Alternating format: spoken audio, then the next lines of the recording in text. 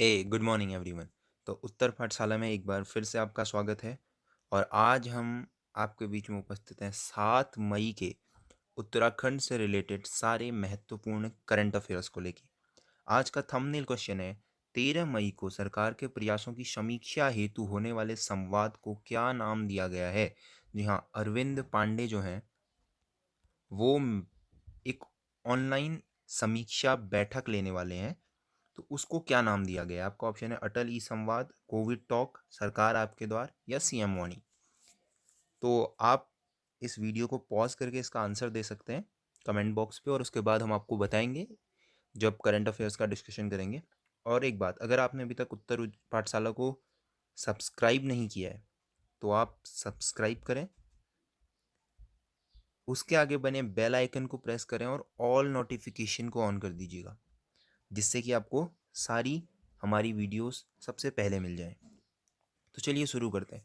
पहला है, जो महाविद्यालय हैं, कॉलेज हैं, उनके छात्रों से रिलेटेड। तो देखिए, कहा ये है उच्च शिक्षा विभाग ने कि कॉलेजों में क्या है, 70% तक का पाठ्यक्रम पूरा हो गया है, लेकिन 55% स्टूडेंट्स ही जुड़े हैं। 70% का पाठ्यक्रम पूरा हुआ है, कितने? 55% छात्रों का। तो ऐसे में आप बताइए, क्या एग्जाम्स हो सकते हैं? तो इस पे सरकार अभी क्या कर रही है, विचार कर रही है। तो वही कहा गया है कि किस तरीके का काम कर सकते हैं। देखिए, इसमें क्या है कि अभी जो आगे एग्ज़ाम्स होंगे वो ओपन बुक प्रणाली से भी हो सकते हैं, ऑनलाइन एग्ज़ाम्स भी हो सकते हैं। अब देखिए, हाँ, हाल ही में विभाग ने क्या किया था, फोटो किताबों की जो फ़ोटो खींच के अगर टीचर्स कोई भेज रहे हैं तो उस पर रोक लगा दी थी, है ना। तो देखिए, अभी सरकार ने क्या कहा है कि जुलाई में जो कॉलेजेस हैं, यूनिवर्सिटीज़ हैं, उनके एग्ज़ाम्स जुलाई में होने। अब जुलाई में होने हैं तो उन्होंने क्या कहा है, देखिए 1.32 लाख, 1,32,000 जो छात्र हैं वो वार्षिक या सेमेस्टर प्रणाली से जुड़े हैं। तो इनके लिए ओपन बुक प्रणाली या ऑनलाइन परीक्षा भी की जा सकती है। तो अब देखिए, होता क्या है, जो ऑनलाइन बुक प्रणाली है, अब ऑनलाइन तो आपको पता है, ओपन बुक प्रणाली में क्या होता है कि आप घर पे बैठ के एग्ज़ाम देंगे, कुछ एमसीक्यू टाइप के क्वेश्चंस आपको मिलेंगे। तो इन दोनों प्रणालियों पर भी सरकार विचार कर सकती है। अब देखिए, ये सारी की सारी प्रणालीज तो उनके लिए हैं जिनके पास अवेलेबिलिटी है नेट की, फ़ोन की, है ना। अब जो रूरल एरियाज़ हैं जहाँ नेटवर्क्स नहीं आते हैं या जिनके पास सेल फ़ोन नहीं है, उनके लिए जो है ये प्रणाली भी कारगर नहीं होगी। तो सरकार खैर इस पर विचार कर रही है। देखिए, अगला है, कोरोना के खिलाफ जारी जंग में सरकारी प्रयासों की समीक्षा और बेहतरी के सुझाव के लिए सरकार क्या है, जनता के बीच जा रही है। तो 13 मंत्री को शिक्षा और पंचायत मंत्री जो अरविंद पांडे जी हैं, वो जो ऑनलाइन जनता दरबार करेंगे उसका नाम है अटल ई संवाद। तो जो हमारा थंबनेल क्वेश्चन था उसका आंसर है अटल ई संवाद। तो इसमें क्या होगा कि जो अभी रिसेंटली 500 स्कूलों में वीडियो कॉन्फ्रेंसिंग का एक वर्चुअल क्लास का एक सिस्टम तैयार किया गया था। तो उनमें क्या है, सरकार डिस्कस करेगी, देखिए, पंचायत प्रतिनिधि, प्रधानाचार्य, शिक्षक, अभिभावक, इनके साथ। तो इसमें क्या है कि दूरदर्शन है, ऑनलाइन है, रेडियो, इनके जरिए जो जो प्रयास किए जा रहे हैं उनके बारे में पूछा जाएगा, भैया कैसा हो रहा है, क्या हो रहा है। और उसके साथ में खेल और युवा कल्याण विभाग भी क्या कर रहा है, 1.5 लाख स्वयंसेवी तैयार करेगा। तो ये जो है, ये कोरोना से लड़ने में, जागरूकता फैलाने में मदद करेंगे। अगला क्वेश्चन है कि जो उत्तराखंड है वहाँ राज्य में पेट्रोल, डीजल और शराब क्या है, महंगी की जा सकती है। देखिए, ये सेस जो होता है ये लगाया जाता है, उपकर जिसको हम कहते हैं ना, उपकर लगाया जाता है किसी भी चीज़ पे। जैसे दिल्ली ने, यूपी ने अभी हाल ही में आपने सुना होगा, शराब महंगी कर दी है, पेट्रोल डीजल महंगे कर दिए ना। तो पेट्रोल डीजल और शराब पे सेस उत्तराखंड भी लगाने की सोच रही है। अब देखिए, सेस या उपकर क्या है, इसमें क्या होता है, देखिए कि बढ़ा दिया जाता है चीज़ों को। देखिए, उपकर एक प्रकार का क्या है, टैक्स है। अब ये ऐसा टैक्स है कि इसमें सरकार क्या करेगी, किसी विशेष चीज़ के लिए, जैसे मान लीजिए एग्रीकल्चर है, देखिए एग्रीकल्चर है, उसके लिए आपको पैसा चाहिए, तो आप क्या करोगे, किसी उद्देश्य के लिए, किसी एक चीज़ के लिए आप टैक्स पर लगा दोगे किसी चीज़ पे, है ना। अब ये देखिए, जून 2016 में क्या किया था, सभी चीज़ों पे 0.5% की दर से कृषि कल्याण उपकर या सेस लगा दिया था। इससे क्या होगा, जब जो एग्रीकल्चर बेनिफिशियल सेस है, ये क्या करेगा, जितना भी इससे पैसा मिलेगा वो सारा एग्रीकल्चर में लगेगा। तो उत्तराखंड भी क्या कर सकता है, सेस लगा सकता है। ये कोरोना से लड़ने के लिए शराब पे और पेट्रोल डीजल पे सेस लगा सकता है।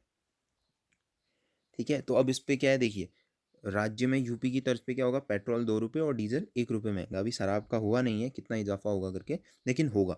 तो पेट्रोल है, डीजल है और शराब है, इनके रेट पर सेस या उपकर लगाया जा सकता है। अच्छा, अगला है बहुत इंपॉर्टेंट है कि उत्तराखंड में हरिद्वार में अगले साल होने वाले कुंभ मेले में क्या है, केंद्र सरकार ने दिया है 375 करोड़ का बजट। ठीक है, ये आपको याद रखना है, 375 करोड़ का। उत्तराखंड ने ऑलरेडी खर्च कर दिए 380 करोड़ रुपए। ये देखिए, उत्तराखंड ने पहले ही खर्च कर दिए 380 करोड़ रुपए। और जबकि उत्तराखंड ये सोच रहा था कि कम से कम 1,000 करोड़ का बजट मिलेगा कुंभ के लिए, लेकिन मिला है 375 करोड़ का बजट। तो आपको कुंभ मेले को ध्यान में रखना है। तो अब देखिए, ये क्या है आपको पता ही है, हिंदू धर्म का महत्वपूर्ण पर्व है, करोड़ों श्रद्धालु मिलते हैं, लगभग सबसे बड़ा मेला भी है ना। और उसके साथ में क्या है, प्रयाग, हरिद्वार, उज्जैन, नासिक, आपको याद रखना है, प्रयाग, हरिद्वार, उज्जैन और नासिक। यहाँ क्या है, इस दिन स्नान होता है ना। तो हर इनमें से यहाँ कहाँ कहाँ, प्रयाग, हरिद्वार, उज्जैन और नासिक में क्या लगता है, कुंभ मेला लगता है ना। तो प्रत्येक स्थान पे क्या होता है, हर 12वें वर्ष में, और प्रयाग में क्या होता है, 2 कुंभ पर्वों के बीच में, यानी कि 6 वर्ष में क्या होता है, एक अर्ध कुंभ भी होता है। ठीक है ना। तो 2013 का कुंभ कहाँ हुआ था, प्रयाग में हुआ था। तो आपको याद रखना है, 2013 का जो कुंभ हुआ था वो प्रयाग में हुआ था। और उसके बाद फिर 2019 में अर्ध कुंभ कहाँ हुआ था, ये भी प्रयाग में हुआ था। ठीक है, अभी कहाँ हो रहा है, ये होगा हरिद्वार में। तो आपको याद रखना है, ये उत्तराखंड के हरिद्वार में होना है। ठीक है ना। अब इसमें दिया गया है ये कब होता है, कैसे होता है। ठीक है, तो ये उतना महत्वपूर्ण नहीं है। तो अब देखिए, 1,200 करोड़ का बजट कहाँ है, राज्य सरकार ने भी दिया है। ठीक है, कुंभ के लिए। तो 7 महीना लगभग टाइम बचा हुआ है, तो उसके बाद क्या है, कुंभ मेला भी शुरू हो जाएगा। तो अभी लॉकडाउन की वजह से तैयारियां थोड़ा सा दिक्कत में हैं, लेकिन फिर भी चल रही हैं तैयारियां। तो कुंभ मेले के बारे में एक स्टोरी भी है कि क्या हुआ था जब समुद्र मंथन हुआ था ना, तो अमृत लेकर के क्या हुआ था कि देवताओं और असुरों के बीच में जब युद्ध हुआ तो 4 जगह पे अमृत की बूंदें गिरी, प्रयाग, हरिद्वार, उज्जैन और नासिक। तो 12 दिनों तक देवासुर संग्राम हुआ था, तो इसीलिए मनाया जाता है। तो 4 यहाँ होते हैं, है ना, और बाकी के 8 देवलोक में होते हैं, ऐसा कहा जाता है। तो ये पौराणिक कहानी है इसकी फिलहाल। तो ये देखिए, जो उत्तराखंड में एक परियोजना चल रही थी, देखिए, 4 धाम रोड परियोजना, याद रखिएगा, 4 धाम रोड परियोजना। इसमें काम करने वाले जो मजदूर हैं वो वापस चले गए हैं, या उनकी डिमांड पूरी नहीं हो पा रही है, कम हो गए हैं। तो क्या हो गया, ये काम अटक गया है। पहले क्या था कि 600 किलोमीटर का काम सोचा जा रहा था कि मार्च 2021 तक हो जाएगा, लेकिन अभी क्या हुआ है, लॉकडाउन की वजह से और इन चीज़ों की वजह से इसमें आ गई है दिक्कत। अभी देखिए, ये क्या था, ये था एक ऑल वेदर एक्सप्रेस वे, तो चारों धामों को जोड़ने के लिए था ये, है ना। तो इसमें क्या था, 10-15 मीटर की चौड़ी 2 लेन की सोची गई थी कि लगभग 900 किलोमीटर सड़कों का निर्माण होगा, है ना। अभी क्या होगा कि जो सोचा गया था 600 किलोमीटर कब बन जाएगा, 2021 तक बन जाएगा, वो होना थोड़ा सा मुश्किल लग रहा है। तो ध्यान रखिएगा, ये 4 धाम जो सड़क परियोजना है, ये कब, 2016 में मोदी जी द्वारा इसकी आधारशिला रखी गई थी। अब देखिए, इसमें क्या क्या है, ऋषिकेश से यमुनोत्री, ऋषिकेश से गंगोत्री, ऋषिकेश से केदारनाथ और ऋषिकेश से बद्रीनाथ। तो सेंटर जो है वो ऋषिकेश है। अच्छा, ऋषिकेश के बारे में आपको बताया था मैंने, क्या यहाँ all India institute of medical sciences है ना, एम्स है ऋषिकेश में, मैंने आपको बताया था। ये काफ़ी चर्चा में भी है, ये कोरोना के रिलेटेड के लिए, कोरोना से संबंधित काफ़ी चर्चा में भी है ये। तो 4 हैं, ऋषिकेश, ऋषिकेश से यमुनोत्री, ऋषिकेश से गंगोत्री, ऋषिकेश से केदारनाथ और ऋषिकेश से बद्रीनाथ है ना। अब हाँ, एक और इम्पोर्टेंट है कि तबादलों के लिए ये क्या है, शून्य सत्र घोषित हो सकता है। देखिए, जो ट्रांसफ़र है वो इस बार बहुत मुश्किल से होने हैं, क्योंकि देखिए अभी तक प्रोसेस शुरू हो जाती थी, है ना। 31 मार्च को विभागीय स्तर पर कार्मिकों का चिन्हीकरण होता था। तो अब क्या होगा कि अभी तो ये काम चल ही नहीं रहा है, कोरोना की वजह से रुक गया है। तो अभी क्या होगा कि जो 15 अप्रैल तक देखिए, सुगम और दुर्गम क्षेत्र के कार्यस्थल और संभावित रिक्तियों की सूची वेबसाइट पर आ जाती थी, अब ये आना मुश्किल है। तो क्या है कि इस बार जो हमारा ट्रांसफ़र के लिए है, तो तबादलों का जो है, तो हम इसको शून्य सत्र घोषित कर सकते हैं, यानी कि बहुत कम तबादले इस बार उत्तराखंड में हो सकते हैं। तो ये थे आज के सारे महत्वपूर्ण करंट अफेयर्स और इससे रिलेटेड सारे क्वेश्चंस मैंने आपको बताए। तो अभी तक अगर आपने चैनल को सब्सक्राइब नहीं किया है तो चैनल को सब्सक्राइब कर दीजिए, लाइक कर दीजिए, और हाँ, ताकि ये उत्तराखंड के रोज़ के करंट अफेयर हर छात्र तक पहुँच सकें, तो आप इस चैनल को शेयर ज़रूर कीजिएगा। तो उत्तराखंड के सारे करंट अफेयर्स आपको यहाँ उपलब्ध होते हैं।